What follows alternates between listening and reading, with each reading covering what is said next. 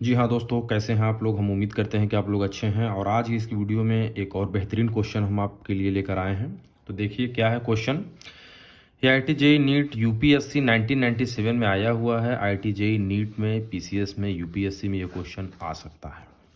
तो देखिए क्या है क्वेश्चन, बिना समय जाएगी शुरू करते हैं। लिखा हुआ है smooth inclined surface at an angle theta with the horizontal as shown in figure. A body starts from rest and slides down the inclined surface. Then the time taken by the body to reach the bottom is। हम उम्मीद करते हैं कि ये question आपको बहुत ही आसानी से समझ में आ गया होगा, लेकिन हम अपनी संतुष्टि के लिए आपको इस क्वेश्चन को एक बार हिंदी में एक्सप्लेन कर देते हैं कि ये क्वेश्चन कह क्या रहा है। तो देखिए यहाँ पे लिखा हुआ है smooth inclined surface. Smooth surface कैसा है, स्मूथ है, inclined at an angle theta, यानी कि हमारे पास कोई एक सरफेस है, मान लेते हैं ये हमारा क्या है, सरफेस है। और inclined at an angle theta यानी कि इसका हॉरिजॉन्टल के साथ कितना एंगल बन रहा है, थीटा बन रहा है। ये क्लियर हो गया। किसके साथ, with the horizontal as shown in figure, जैसा कि फिगर में आप देख पा रहे हैं। फिर इसके बाद ये कह रहे हैं कि a body starts from rest, एक बॉडी है जो कि रेस्ट से शुरू हो रही है, and slides down the inclined surface. मान लेते हैं वो बॉडी कहाँ रखी है, यहाँ पे रखी है। और ये कह रहे हैं कि ये जो बॉडी है धीरे धीरे इस इंक्लाइंड सरफेस पे क्या हो रही है, रोल डाउन होना शुरू हो रही है। तो कह रहे हैं the time taken by the body to reach the bottom is. तो ये कह रहे हैं कि इस बॉडी के द्वारा यहाँ से इस डिस्टेंस को पूरा ट्रेवल करते करते बॉटम तक पहुँचने में कितना समय लगेगा। चार ऑप्शन आपको दिया गया है।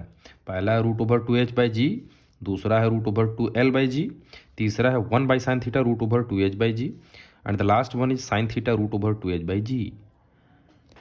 तो बिना समय जाए कि आइए हम आपको बताना शुरू करते हैं कि कैसे कैसे सॉल्व करेंगे, यानी कैसे हम लोग यह कैलकुलेट कर पाएंगे कि ये जो बॉडी है ये रोल करके जब ये यहाँ से बॉटम पे पहुँचेगी तो कितना समय लेगी ये। इसी चीज़ को सॉल्व करने के लिए बस अब लग जाते हैं। बहुत ही आसान क्वेश्चन है। देखिए बस ध्यान ये देना था कि ये जो बॉडी यहाँ रखी हुई है भाई, रोल डाउन कर रही है। ये बहुत ही पॉइंट है क्वेश्चन में, जो दो पॉइंट ये हम आपको बता रहे हैं, यही दम है क्वेश्चन में। अगर ये आप पकड़ लिए तो क्वेश्चन को आप आसानी से कर जाएंगे। देखिए पहले तो ये कह रहे हैं कि बॉडी इनिशियली क्या थी, इट वाज एट रेस्ट, यानी कि रेस्ट में थी। तो जब भाई जब बॉडी अगर रेस्ट में होगी तो इसकी जो इनिशियल वेलोसिटी होगी वो क्या होगी, जीरो होगी। ये तो सेल्फ अंडरस्टूड आपको होना चाहिए। तो इनिशियल वेलोसिटी तो इसकी जीरो हो गई। और दूसरी बात ये कह रहे हैं कि ये अपने आप रोल होके नीचे आ रही है। तो जहाँ अपने आप की बात आ जाए ना तो वहाँ ग्रेविटी काम करने लगती है। कौन काम करने लगती है, तो भाई अगर ये बॉडी यहाँ रहा होगा, यहाँ पर रही होगी, तो इसके ऊपर जो ग्रेविटी काम करेगा वो टुवर्ड्स द अर्थ, जी हमारा ये मान लेते हैं। और इस बॉडी की जो हाइट है यहाँ से पूरी हाइट क्या मान लेते हैं, एच मान लेते हैं। और इस बॉडी के द्वारा ये जो स्लैंट हाइट यानी कि ये जो इंक्लाइंड सरफेस है, इसका पूरा जो डिस्टेंस इस बॉडी के द्वारा चला जाएगा, इसे हम स्मॉल एल अपनी सहूलियत के लिए मान लेते हैं। और इसके द्वारा जो सरफेस पर इंक्लाइंड एंगल है वो थीटा मान लेते हैं। तो भाई जो ग्रेविटी हमारी इस बॉडी पर वो जी नीचे की तरफ काम कर रही है। तो इतना तो अभी पॉइंट वाली बात हो गई। अब हम लोग थोड़ा सा शुरू करते हैं क्वेश्चन को। आज देखिए क्वेश्चन हम उम्मीद करते हैं कि आपको समझ में आ गया होगा कि क्वेश्चन क्या है। तो अब क्वेश्चन जब समझ गए तो अब देखिए,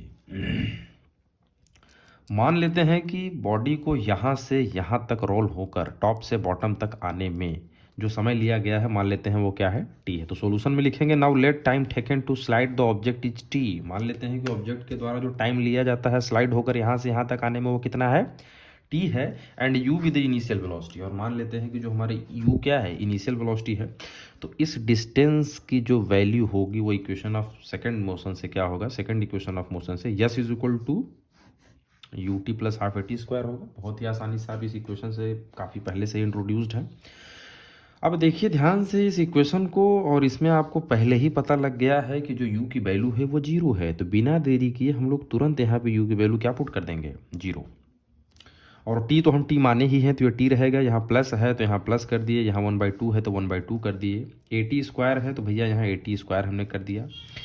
जीरो का मल्टीप्लाई टी में होगा तो ये पूरा मेंबर जीरो हो जाएगा। इसका मतलब ये हो गया कि जो हमें राइट टर्म का मेंबर मिला हुआ है ये 1/2 है तो ये 1/2 हो गया। यह ए है तो यह ए हो गया, और ये टी स्क्वायर है तो यहाँ टी स्क्वायर हमने कर दिया। ठीक है। अब उसके बाद देखिए ये किसकी वैल्यू है, ये जो यहाँ से यहाँ डिस्टेंस बॉडी के द्वारा चला गया है, ठीक है, वो उसकी वैल्यू है।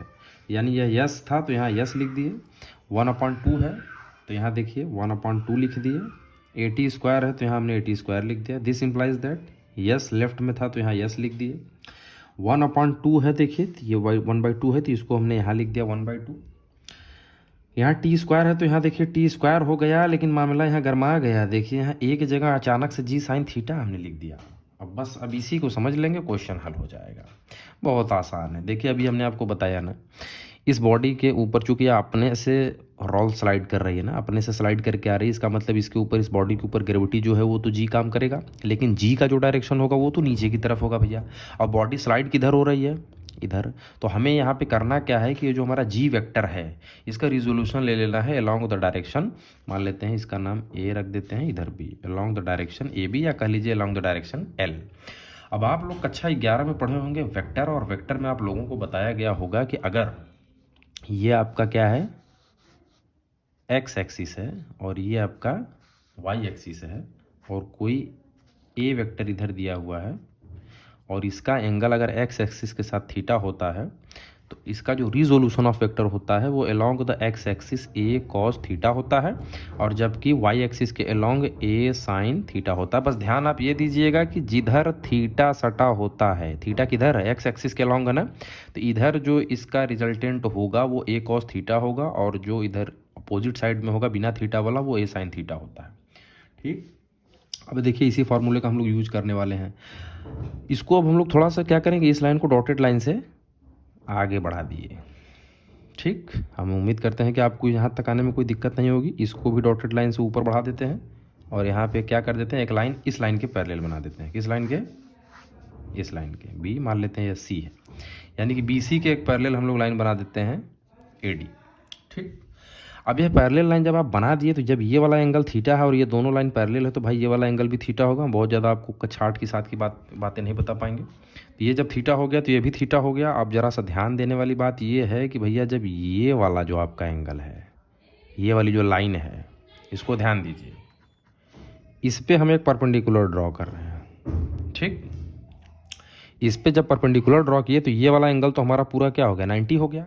और आप ये इतना एंगल कह रहे हैं कि थीटा है, ये वाला एंगल आप कह रहे हैं थीटा है, और पूरा 90 है, तो इसका मतलब ये वाला एंगल कितना होगा, 90 माइनस थीटा हो जाएगा ना, 90 माइनस थीटा हो गया।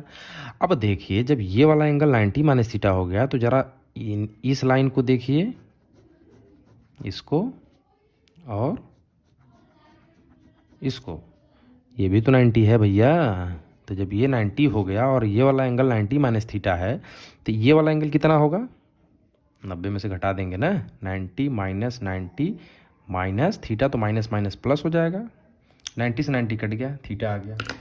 इसका मतलब ये हो गया कि ये वाला जो एंगल आप देख रहे हैं ये क्या हो गया, थीटा हो गया। अब थोड़ा सा आप इसको ऐसे देखिए, मैं घुमा रहा हूँ आपको समझाने के लिए। ये देखिए भैया जी किधर काम कर रहा था आपका, ये है ना, थीटा से सटा हुआ ये वाला हिस्सा है, ये वाली लाइन। तो इसका मतलब है जो जी आपको जब इसको रिजोल्यूट करेंगे जी वेक्टर को, तो इधर क्या हो जाएगा, जी कॉस थीटा। और ठीक अपोजिट वाला जो 90 डिग्री वाला होगा ये इधर क्या काम करेगा, जी साइन थीटा। तो इसका मतलब ये हो गया कि जो जी की नेट वैल्यू है, ये देखिए, यानी कि जो जी की वैल्यू अलोंग द एल जो काम करेगी वो क्या है, जी साइन थीटा। यानी कि एक्सेलरेशन जो बॉडी पर जी का रिजल्टेंट लग रहा है वो सिर्फ जी साइन थीटा लग रहा है, जी कॉस थीटा तो इधर चला जा रहा है, तो उसे हम लोग नहीं लेंगे। तो जो जी की वैल्यू इस डायरेक्शन में काम करेगी उसे ही हम लोग क्या करते हैं, एडअप करके लेके चलते हैं। इसका मतलब ये हो गया कि जो एक्सेलरेशन बॉडी के ऊपर ड्यू टू ग्रेविटी लग रहा है वो जी साइन थीटा के बराबर है। हम उम्मीद करते हैं कि यह आपको जो अभी हमने आपको बताया है 2-3 मिनट से, अभी जो पॉइंट मैंने आपको जी को रिजोल्यूट किया है, या आप बखूबी समझ गए होंगे कि कैसे हमने इसको रिजोल्यूट किया है। तो अब देखिए बस कुछ नहीं किया गया है। अब आ जाइए अपने इक्वेशन पे। यहाँ देखिए यस था तो यहाँ यस 1/2 हमने आपको बता दिया था, यहाँ टी स्क्वायर था तो ये भी हमने आपको बता दिया था। अब भाई एक ही बात चल रही, तो एक्सेलरेशन यहाँ पे कितना काम कर रहा है, जी साइन थीटा काम कर रहा है। अब हम उम्मीद करते हैं कि आपको ये वाला इक्वेशन भी बहुत आसानी से समझ में आ गया होगा। तो जब ये समझ गए तो फिर इसमें कुछ बचा नहीं है। देखिए इस 2 को लेफ्ट साइड में भेजेंगे तो इधर 2 डिवाइड में है, इधर 2s में मल्टीप्लाई हो जाएगा, तो ये 2s हो गया। जी साइन थीटा है तो यहाँ जी साइन थीटा हमने कर दिया, यहाँ टी स्क्वायर है तो यहाँ हमने टी स्क्वायर लिख दिया। हम उम्मीद करते हैं कि यहाँ तक भी आपको इस इक्वेशन तक आने में भी कोई दिक्कत नहीं हुई होगी। अब थोड़ा सा देखिए इधर,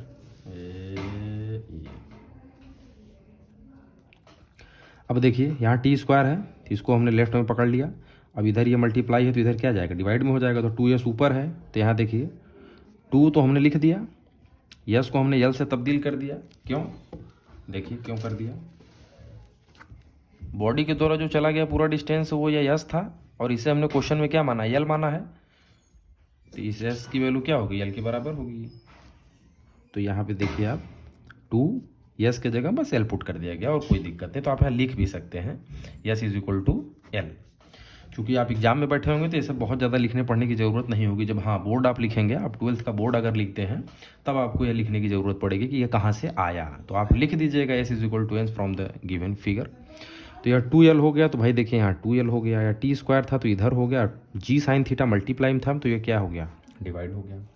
तो 2l अपॉन जी साइन थीटा हो गया। हम उम्मीद करते हैं कि ये वाला भी आपको अच्छी तरीके से इक्वेशन समझ में आ गया होगा। ये स्क्वायर है, दोनों तरफ क्या करिए, स्क्वायर रूट ले लीजिए। तो इसका स्क्वायर करेंगे, इसका स्क्वायर रूट करेंगे तो टी स्क्वायर तो गायब हो जाएगा, टी में बदल गया, और इस पूरे मेंबर पे क्या आ जाएगा, स्क्वायर रूट आ गया। देखिए यहाँ 2l है तो यहाँ 2l, और जी साइन थीटा हो गया तो जी साइन थीटा हो गया। अच्छा, अब टी की तो वैल्यू हम लोग कैलकुलेट कर दिए। टी की वैल्यू आप देख रहे हैं कि हम लोग कैलकुलेट करके पहुंच गए अपने गंतव्य स्थान पे। अब आगे बढ़ने की ज़रूरत क्या है, क्यों लिपापोती हम लोग माथापच्ची करें। अब जरा ऑप्शन पे चलते हैं। क्या है हम लोगों की टी की value, √2l by g sine theta है। कहीं दिख रहा है √2l by g sine theta, match ही नहीं कर रहा है। इसका मतलब ये है कि अब हम लोग करेंगे क्या, इसमें जो यल दिख रहा है इसे गायब कर देंगे। कैसे गायब करेंगे, ध्यान दीजिए। यहाँ टी है तो यहाँ टी लिख दिए, √, यहाँ 2 है तो यहाँ 2 लिख दिया गया, जी साइन थीटा है तो यहाँ जी साइन थीटा लिख दिए। यल को ध्यान से देखिए, अब इस ट्रायंगल में आप आ जाइए, किसमें, ए बी सी में, इसमें साइन थीटा ऑपरेट कर दीजिए। जब साइन थीटा ऑपरेट करेंगे तो साइन थीटा की वैल्यू होती है परपेंडिकुलर अपॉन हाइपोटेनस। तो ये हमेशा आप याद रखिएगा कि थीटा के अपोजिट साइड वाली जो साइड होती है, थीटा से अपोजिट साइड ट्रायंगल का, वो परपेंडिकुलर होता है, और जो इससे सटा हुआ होता है वो हाइपोटेनस होता है। परपेंडिकुलर आपका क्या है भाई, इधर देखिए एच था, और हाइपोटेनस क्या है, यल है, तो एच बाई यल। ये हमने इधर साइड में लिख दिया है। तो साइन थीटा की वैल्यू क्या है, एच बाई एल कहाँ से आई। हम उम्मीद करते हैं कि आपको ये भी समझ में आ गया होगा। अब यहीं से हम लोग करेंगे क्या ना, ये जो यल की वैल्यू है कैलकुलेट कर लेंगे। यल को इधर भेजिए जब, तो एच इधर है, साइन थीटा इधर है, तो इधर से इधर जाएगा तो नीचे आ जाएगा। यानी कि यल की value H by sine theta हम लोग यहाँ से लिख सकते हैं। अब बस कुछ नहीं करना है। अब देखिए यह यल था ना, बस इसी यल के जगह यही H by sine theta put कर देंगे। देखिए एच बाई साइन थीटा, और बाकी 2 जी साइन थीटा, जी साइन थीटा। हम उम्मीद करते होंगे कि आपको ये वाला भी इक्वेशन अच्छी तरीके से समझ में आ गया होगा। बिना समय पास किए और हम लोग आगे बढ़ते हैं। देखिए यहाँ इक्वल टू 2 का मल्टीप्लाई एच में हो गया, जी इधर अकेले है, साइन थीटा 2 बार है तो साइन स्क्वायर थीटा हो गया। अच्छा, अब उसके बाद देखिए साइन स्क्वायर थीटा है तो इसको अगर स्क्वायर रूट से बाहर निकालेंगे तो ये 1 साइन थीटा हो जाएगा, एक इसका स्क्वायर गायब हो जाएगा, और ये बचेगा क्या, 2h by g, √2h by जी। यानी कि टी की वैल्यू जो है वो 1 साइन थीटा √2h बाई जी के बराबर है। और अब आप लोग देखिए थोड़ा से इधर देखिए, टी की वैल्यू 1 साइन थीटा, देखिए 1 sine theta, √2h by g, √2h by g. तो टी की वैल्यू इसका मतलब क्या हो गया, hence the option C will be the desired answer. ठीक, हम उम्मीद करते हैं कि आपको ये क्वेश्चन बखूबी समझ में आया होगा। और अगर वीडियो अच्छा लगा हो तो इसे लाइक करिए, शेयर करिए, अपने दोस्तों को भी सब्सक्राइब करिए। और अगर कोई न्यूमेरिकल ना है, कोई भी टॉपिक फिजिक्स से जुड़ी हुई ना है, तो आप हमें कमेंट करिए, हम उसे एक्सप्लेन करके आपके लिए अपलोड कर देंगे। तब तक के लिए थैंक यू।